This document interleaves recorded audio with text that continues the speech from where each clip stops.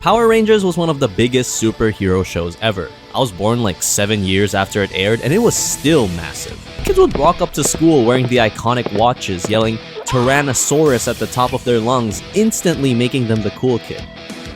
And then the teacher would come in and take that shit away. Needless to say, Power Rangers was a cultural icon for a lot of people. Everyone watched the show growing up. But not me. I watched Victorious and iCarly because I'm a freak. So naturally, when I heard that a new Power Rangers anime was coming out, I thought, no thanks. I was ready to never watch this show at all. And then I saw this clip. なんだ、俺より強くないじゃないか。がっかりだよ、赤羽、よせ。さあ、食事を取りながらで構わない。 Now you have my attention. 13 years ago, an army of terrifying monsters invaded Earth, and in just 1 year, they got their shit handed to them. That shit finished quicker than me after 30 days of gooning. With only the piss useless mobs left behind, history would soon be written by the winners. Like literally. Because in order to maintain their status and fame, the heroes decided to script fake battles every Sunday on TV in exchange for keeping the minions alive. I've seen WWE fights that were less scripted than this. So for the next 12 years, the Dusters would get pounded, pummeled, and blasted like Team Rocket every week. Again, and again, and again. 998 times to be exact. That amount of blasting gets to you, so one day, Fighter D had enough.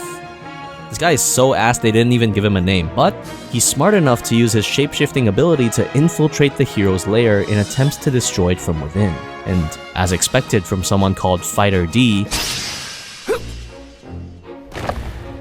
he gets his shit handed to him. Luckily, this bad bitch, whom I will not share the name because she's mine and mine alone, and Hibiki also want to take the heroes down. Together, they try to take down the mighty force known as the Dragon Keepers.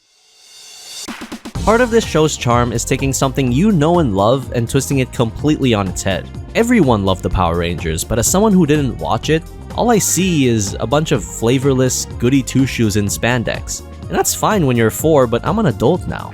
I want the spicy stuff. There are several instances where the anime actively pokes fun at the superhero genre. In episode 1, the Dusters literally have a meeting deciding which villain they're gonna make this week. Chief, how about a super strong monster with bulging muscles? No. Abstract ideas don't leave a lasting impression. We need a motif. So D says, how about a tiger? In Japan, dragons and tigers are like yin and yang. If the Dragon Keepers are the dragons, then we should be the tigers. This is the type of shit you hear in a smelly writing room filled with crumpled paper and crushed up Red Bulls, not anime. The Dragon Keepers themselves are no exception. They play up the importance of every fight, acting like they're about to lose, pulling out the "this one's not like the others" card.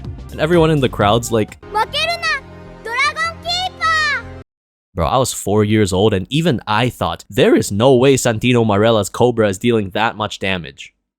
I had to find out, I did it to myself. In this case, you don't need to commit bodily harm. In the episode, you can visibly see Red take a deep breath as he's about to get into character, like he's putting up a front for the cameras. Part of this is obviously done for satire, but also as a way to show you that heroes can be fucked up, because people are fucked up. Now in Loser Ranger, the heroes aren't just evil. They're straight up diabolical and corrupt. Touted as humanity's saviors, they get a say on everything. They control the media you see, the press you read, every fucking brand and merchandise you own. This guy's got on Nikes. Blue Nikes. Bikies. Nothing is out of their control. If I could pitch an idea to the board, I think the strongest part of this anime in general is the characters. Like, Red is a psychopathic narcissist who will kill anyone who gets in the way of his spotlight. Case in point. Blue is the muscle-headed idiot who's actually probably super wholesome. Green, I don't know yet. Yellow is a Discord simping incel. Yep, and Pink... well, Pink is just your typical anime sister. Yay, incest. I think the Dragon Keepers serve as evidence on the effects of ego and status. They're like celebrities, acting high and mighty, fawned over by millions, but still trying to seem relatable and down to earth, which helps to garner more followers. Following that same logic, D is the woke antithesis to the Dragon Keepers. He's on the receiving end of their injustice, so he's trying to expose them for who they really are. So he gets to know the people around them, how the system works, understands their side of the story. D is the CoffeeZilla of this anime, but hands down, the best characters on the show have got to go to Hibiki and my wife. Hibiki because he's just a softie in his own fucked up little way. While he believes the world does need peace, he doesn't find that belief in killing dusters. Instead, he wants a world where humans and monsters live together. But the people around him are so disillusioned by Ranger propaganda that they can't see that. So he turns to the only person who can make them think differently. The one who can make the change. D. Now this bitch? I just think she's hot. I don't even know what she wants. 頑張って、戦闘員くん。